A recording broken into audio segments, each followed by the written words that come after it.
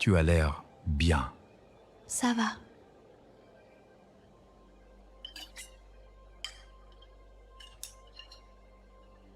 Un an après la confrontation, Sophia et son père se retrouvent dans un café.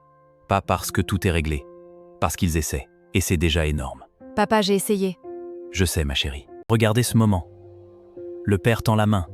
Sophia se rétracte. Par réflexe, pas par méchanceté. Parce que 40 ans de distance ne s'effacent pas en un an. Le corps se souvient, même quand le cœur veut avancer.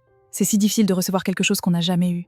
C'est peut-être la partie la plus difficile de la reconstruction. Pas de donner, de recevoir. Quand votre père a tendu la main vers vous au café, qu'est-ce que vous avez ressenti? De la peur. De la peur de quoi? Que si je prends sa main et qu'il la retire après, je ne m'en remettrai pas.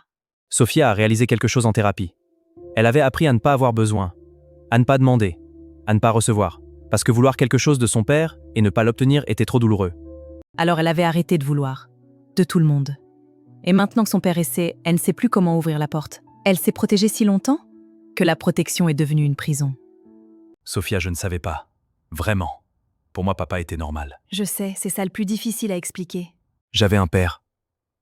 Et toi, tu avais le même homme. Mais pas le même père. Le frère vient de comprendre quelque chose d'essentiel. 2 enfants dans la même famille peuvent avoir des expériences radicalement différentes. L'un reçoit l'amour, l'autre cherche l'amour. Et pendant des années, ils grandissent côte à côte sans savoir que leurs réalités sont opposées. Il a eu de la chance. La prise de conscience d'un privilège familial, c'est rare et précieux. Tu es là. Je suis là, papa. Il a fallu 45 ans, une confrontation, une thérapie, des cafés maladroits, des silences lourds, des mains tendues et retirées. Mais Sophia est là. Elle tient la main de son père. Et pour la première fois, elle ne regrette pas d'être venue. C'est magnifique. J'aurais dû te voir. Depuis le début.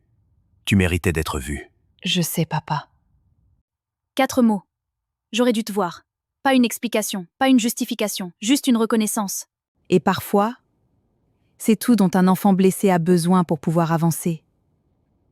La réconciliation avec un parent blessant ne ressemble pas toujours à ce qu'on imagine. Ce n'est pas un grand moment de pardon cinématographique. Ce n'est pas l'effacement de tout ce qui s'est passé. C'est des cafés maladroits, des mains qu'on apprend à tenir, des mots qui arrivent trop tard mais qui arrivent quand même. Et c'est une fille qui joue avec sa propre fille et qui lui donne ce qu'elle a mis 45 ans à trouver.